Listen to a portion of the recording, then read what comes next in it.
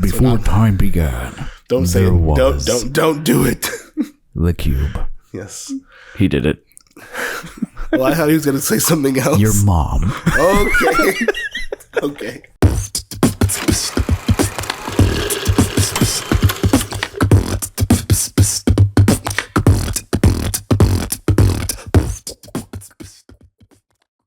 Assalamu alaikum, everybody. Peace be upon you all.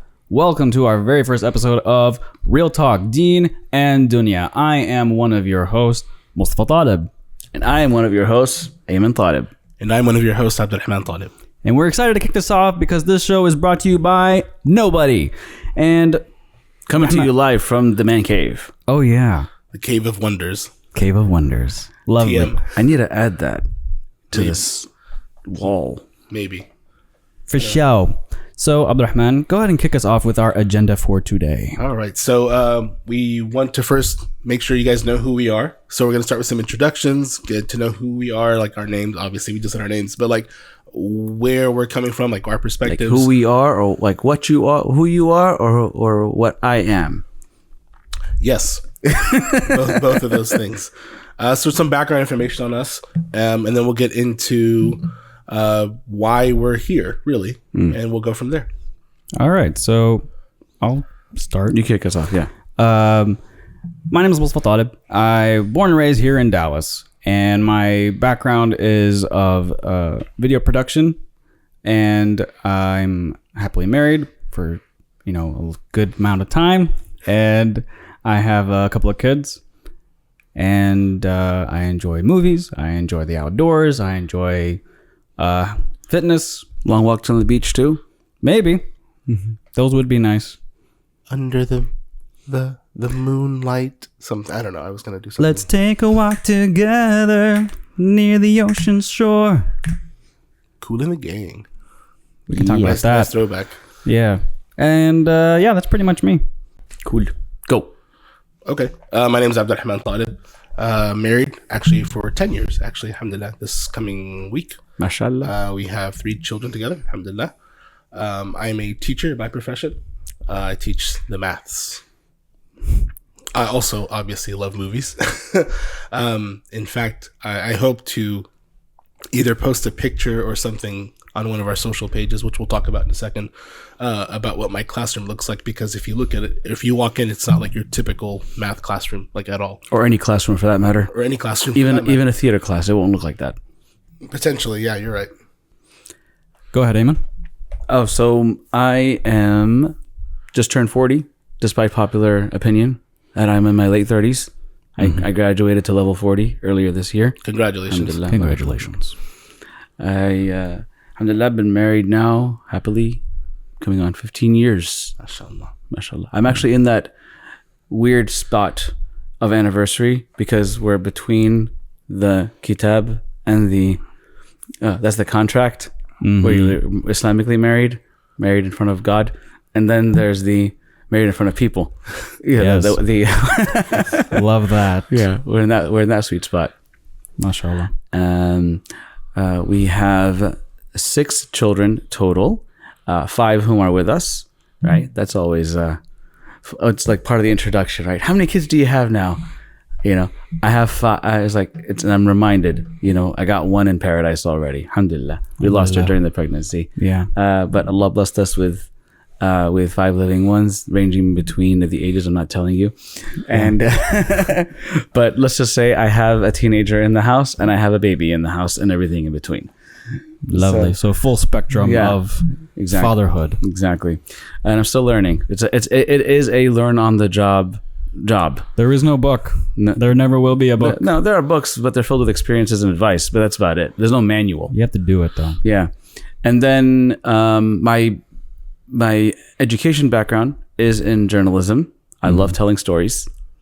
I love telling people stories. I think everybody has a story to tell. And my career, my job, is in nonprofits, specifically the Muslim nonprofit industry. Been in that for 13 years now, alhamdulillah. And that's why do I love movies? I love movies because growing up, the two most important things in our house was religion and the arts. So it's not just limited to movies, although movies does take a lion's share of it. Yeah. TV shows are very much in there. Songs with very deep, meaningful lyrics. So by extension, also, or in the same breath, I love good poetry. All these elements, or excuse me, all these expressions of art, I'm a huge admirer of. Like I watch movies the way avid readers read. I analyze. I'm constantly, my brain is on unless I'm watching a Michael Bay movie. It's my brain. I'm thinking, like, not just what's in front of me and the messages are being presented to me. I'm also thinking about from the creative side of it, right? Being a journalism major, you're taught how to be skillful in front of the camera as well as behind the camera.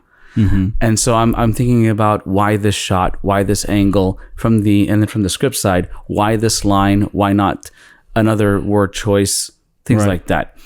So that's where my brain is most on, is when I'm watching something. So I'm not just consuming, I'm taking it in. Yeah. I will say that my educational background was in pursuit of film production. However, things change frequently. And so I was advised by two advisors to switch majors because it was just a way for me to get out of college. And so I switched to political science, which I did not care for. So that's what the paper says. That's what the paper says. However, when I had to make that choice, I still learned on my own to do film production. And this was the boom of online tutorials. And I had great support from our parents to still pursue it because, they're visionaries. And they said, you should be doing this because you need to tell our story. And make a great impact. Yeah. And that's been my why of why I got into film production. So there you go.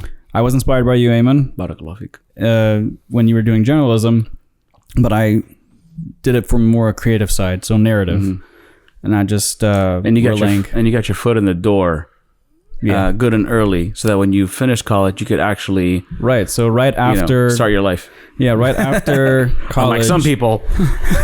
Right after college, I was fortunate that 1 month I got a job doing AV, and just from there, over 12 years ago, started working in the industry and just slowly built my way up to do video production. So that's now on that note, because you said you're officially a poli-sci major, and I'm a journalism major, kinesiology over there. Kinesiology. So I mentor college and professional age young men, and the question that comes up a lot is, why should I go to college?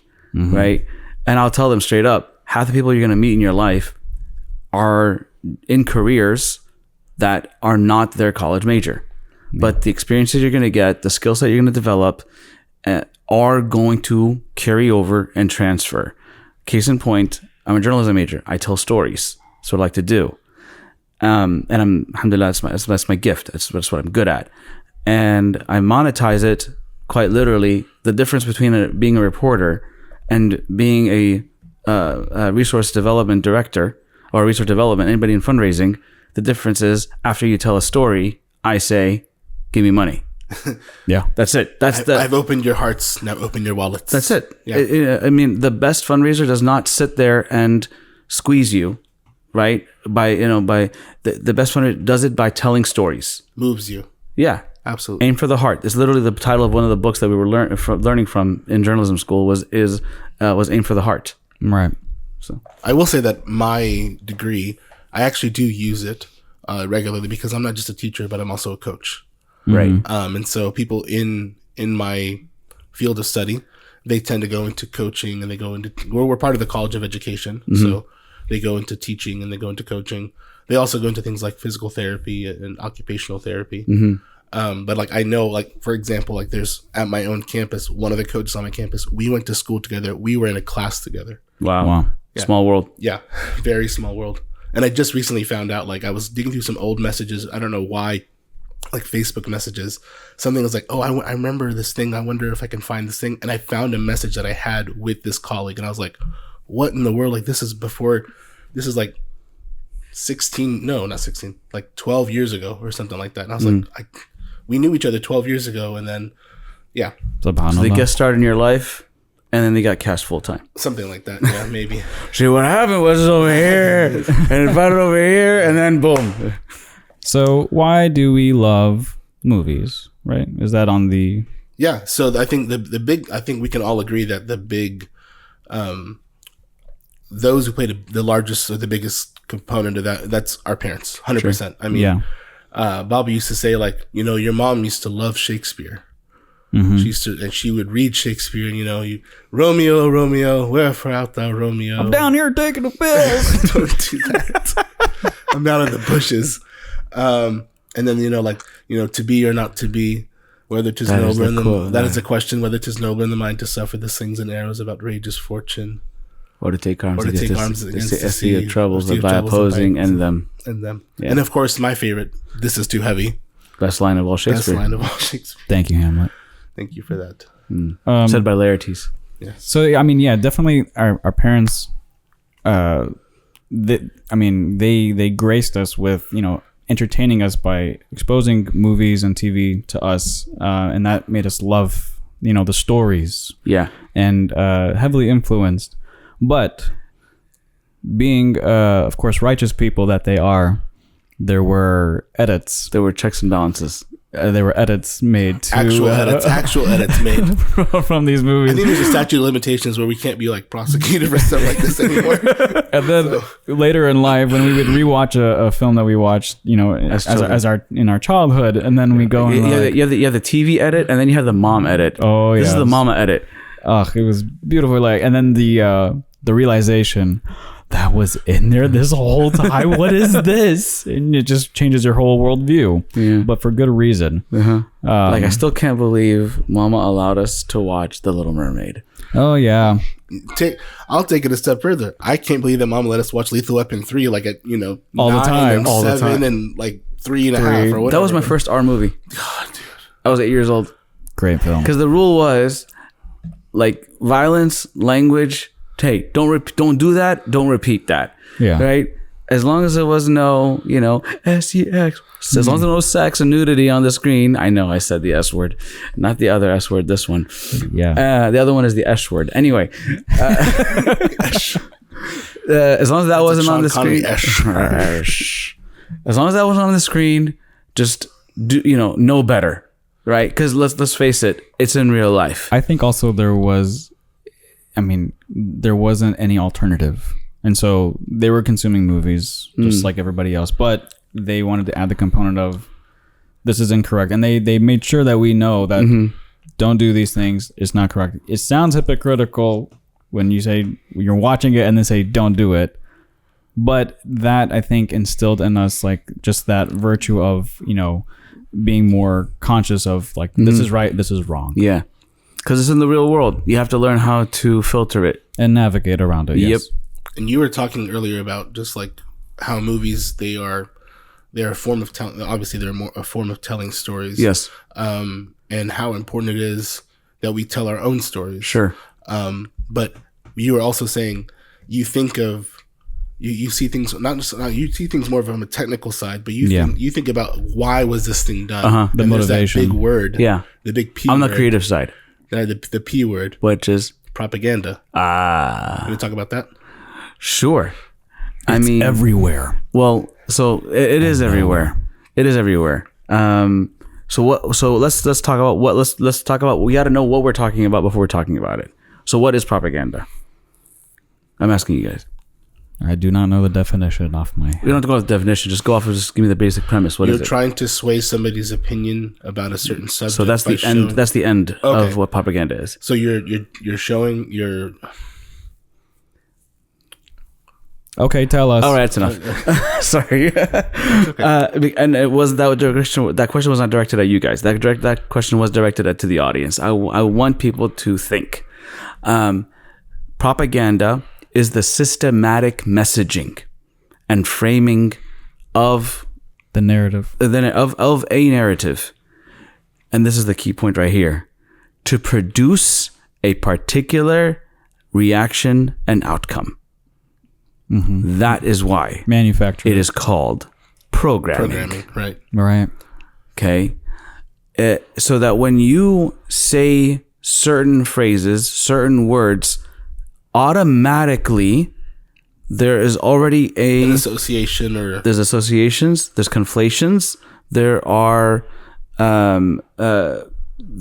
so these things get clumped together in your mind and they will produce A world of view. they will and then from there the reaction. Malcolm X had said, I think I'm paraphrasing, the battle is not on the battlefield, but it's psychological warfare or something to that effect. Something to that effect. Yeah. We all know what I'm talking about. Like, it's but not, in the same vein, and in the same vein, he also said, if you're not careful, the newspapers will have you believing that the oppressor is the oppressed, the oppressed, and the oppressed are the oppressor. Ta-da! And we look around the world, and you just got to pay attention. Yeah. Peel back the layers. Like, just question everything that you are being fed. Okay, and I do mean fed.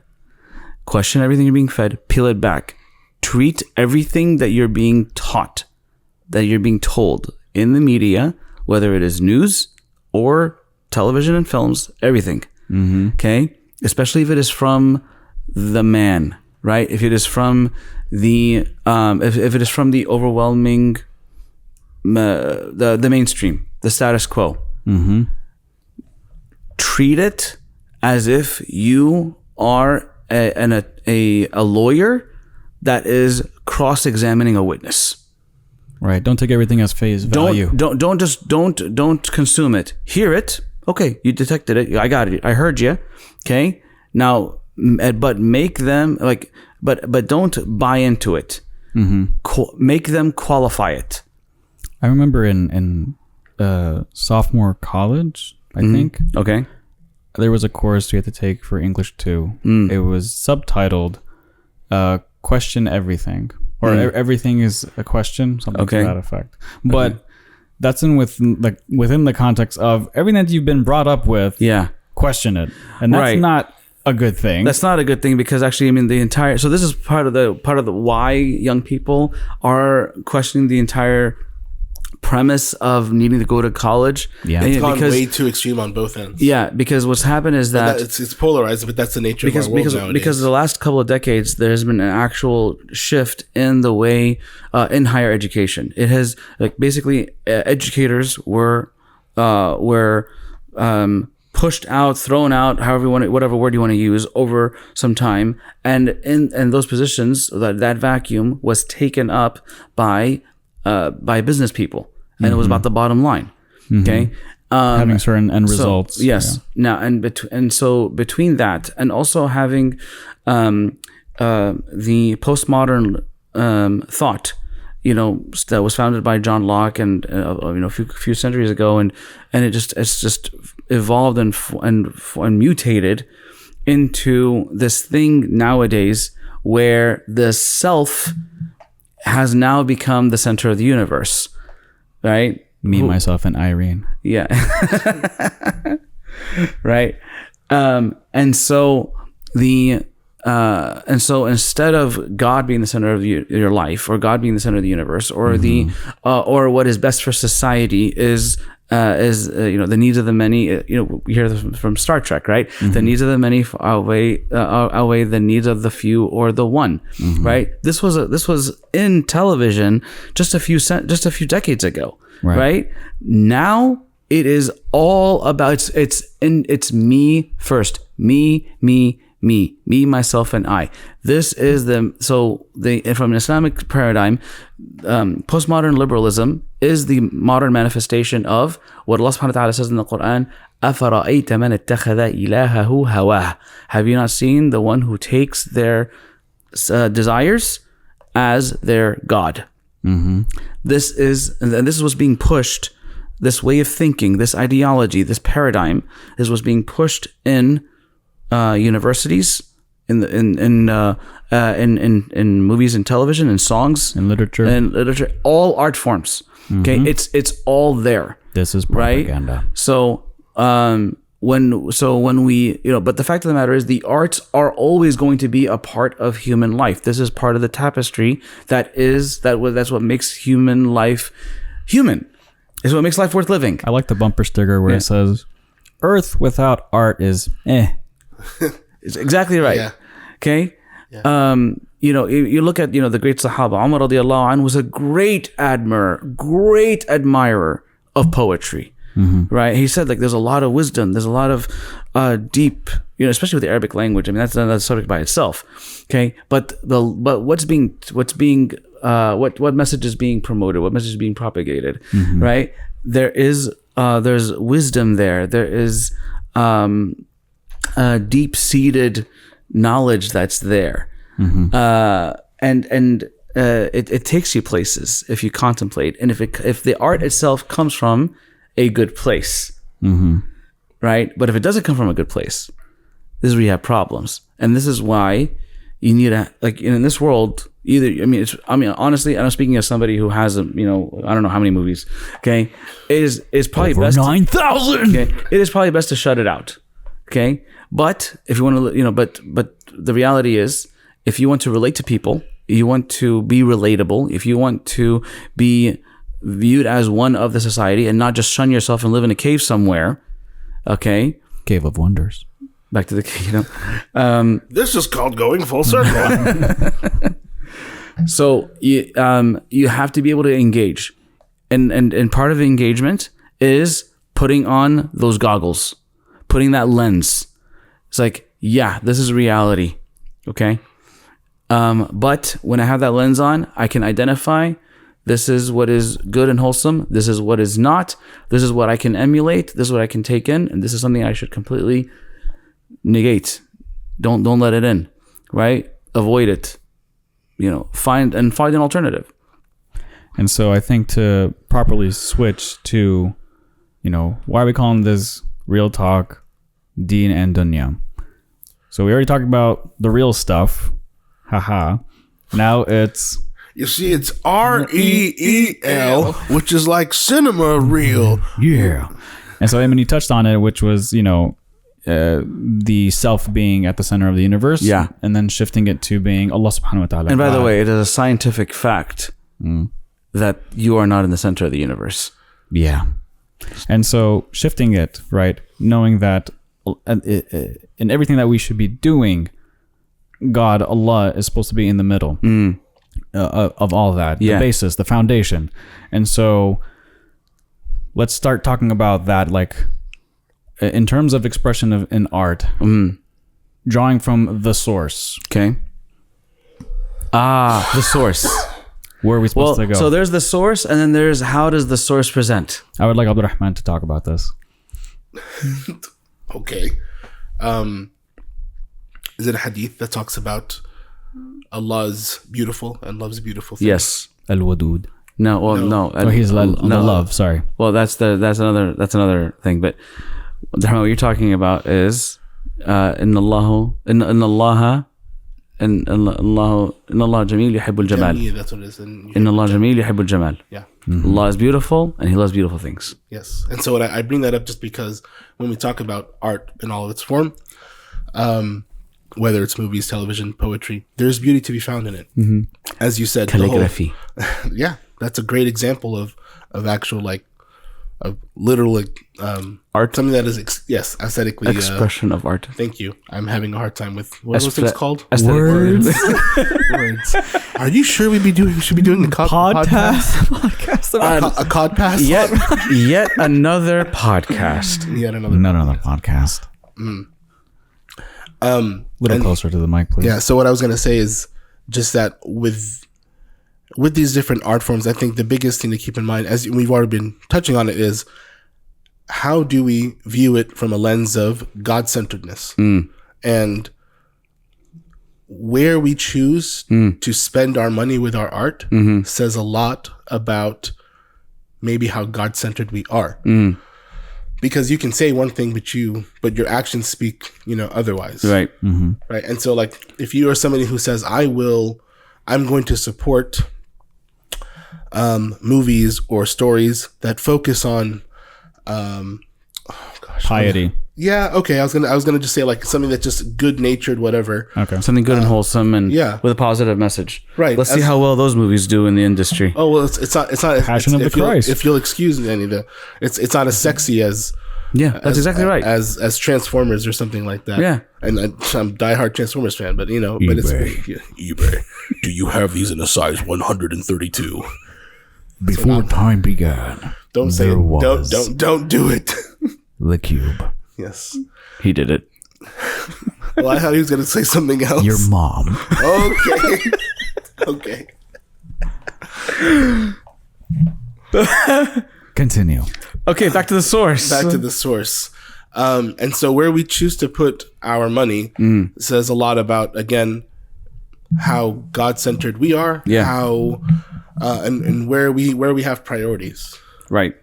So when we talk about stories and good moral stories or stories that promote a sense of God-centeredness and whatnot, morality, that's a great one.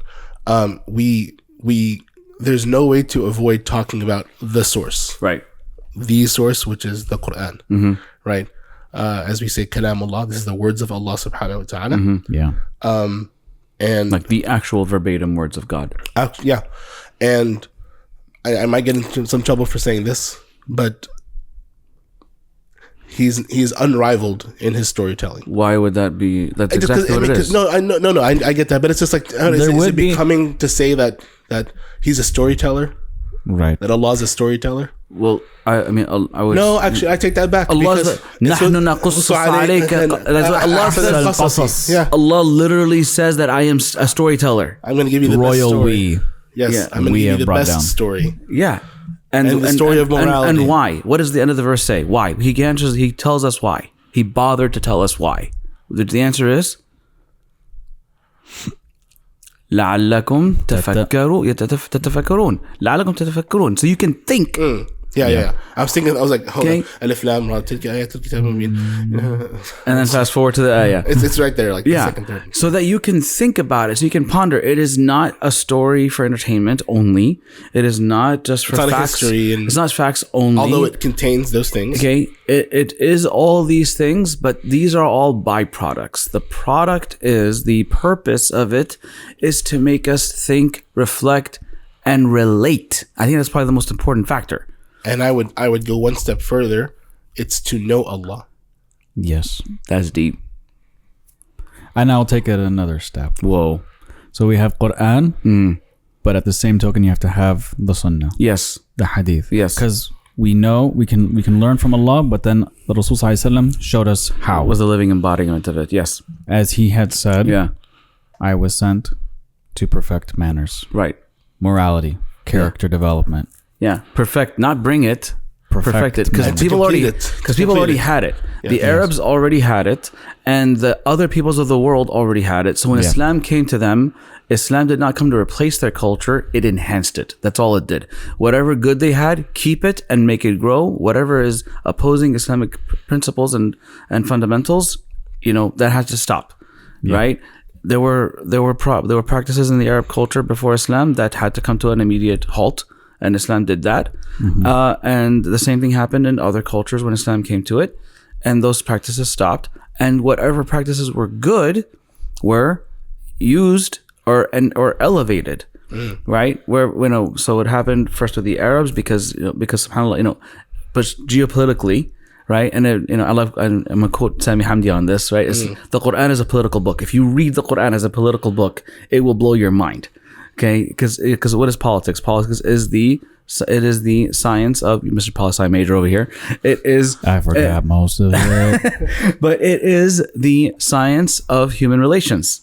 Oh, yeah. Right. So what was. Or what is today a religious statement, let my people go, was a political statement when it was first said. Right? A prophet of God was saying it to the king of the superpower of the world at the time. That was not a simple statement that's not to be taken lightly. That was the reason why his advisors were telling him, you need to respond to Moses. And if you don't, you're going to be trampled on and be taken lightly. right? And that, of course, culminated into him and his army chasing Ben Israel into the Red Sea, right? Why didn't you just leave him alone? He just witnessed a miracle of God opening, the sea opening up for them. Why wouldn't you just leave him alone? Why? Because his power was threatened, and it had to be crushed, right? I love Prince of Egypt. Oh, wait. Or 10 Commandments. Oh, wait. Yeah. We can talk about those movies. We can have an episode talking about that. That one. Yeah. But back to God being a storyteller. Yes. Right. It is what we see in the Quran is loaded with stories with morals, lessons, right? And the interesting aspect about it is that sometimes we'll have the same story told multiple different ways. The story of Adam alayhi salam. 7 times Easy. with different verbiage. And then I mean, not the story, the same scene, right? With things that are added to expand upon other things and Right. whatnot. You know, the story of the conception of Isa alayhi salam, Jesus Christ, right? That story is told twice. Yeah. And the language, the wording is very different, but the overall point is the same. You are a righteous woman, and God chose you to bring into this world, or bring into the world the Messiah, the long-awaited Messiah of your people. And in the same, and on that same token, the same note, talking about the story of Zakaria alayhi salam and how he was given the bashara of good Yahya. news. Yeah. So I think, And how it's so- it's presented one way in Ali Imran, and Yes. it's presented everything. Whenever we read, we're like, oh yeah, I remember this is Surah Maryam, and so I'll start reading like, wait, hold, no, it's a little different here. We can't just keep going from memory. We have to read because there's some nuance. There's things that are put in place for the purpose of adding something more to the story. I need to show you something. There's something that you might not have seen. I'm going to show you something else here. And in the artistic world, in the creative world, we call this Artistic license. artistic license. Allah subhanahu wa ta'ala uses artistic license in telling different variations of the exact same story, the exact same scene, right?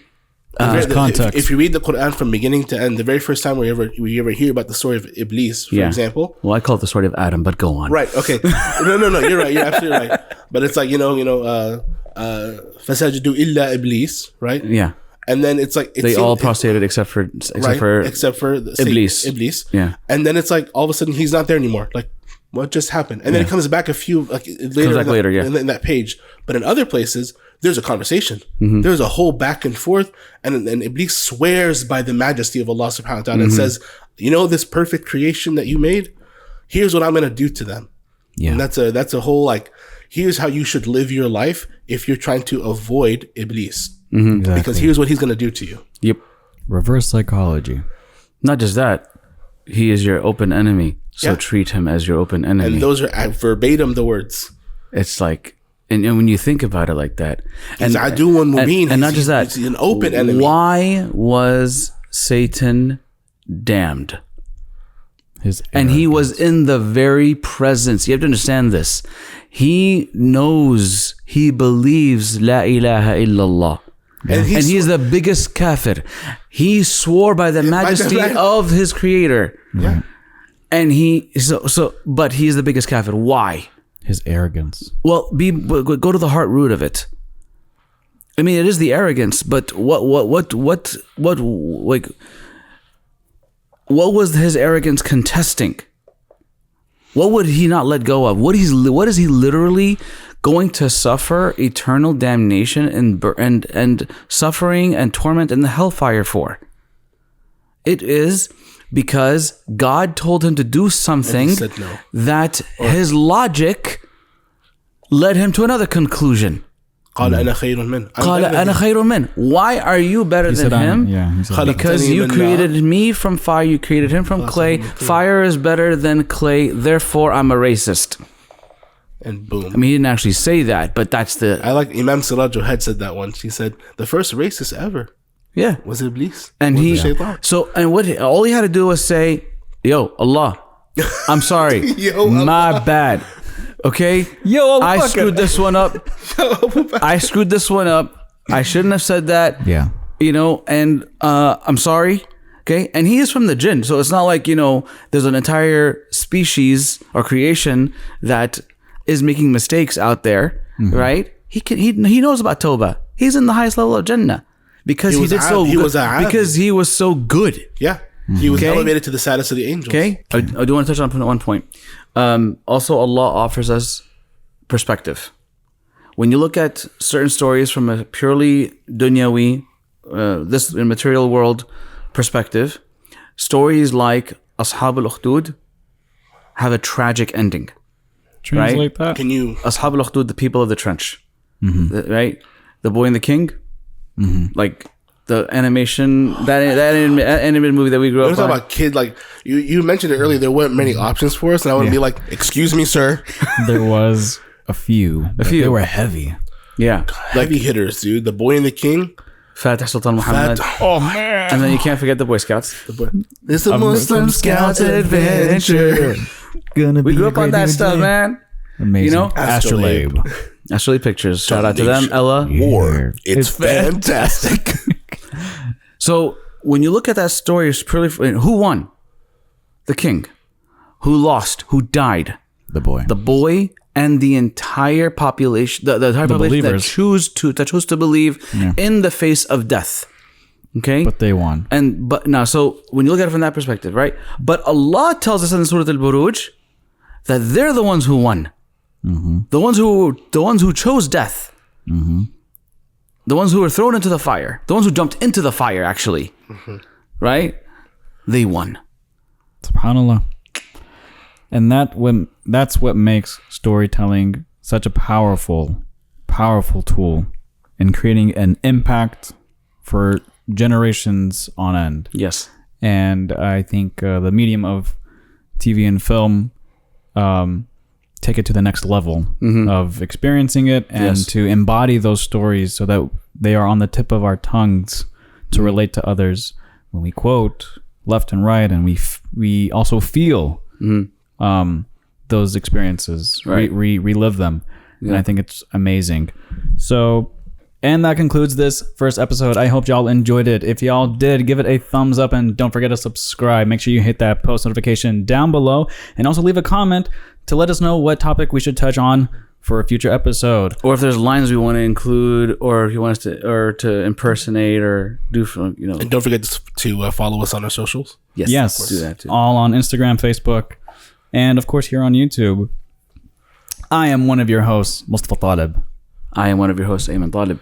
And I'm one of your hosts, Abdurrahman Talib. And we'll see you in the next one. Assalamu alaikum.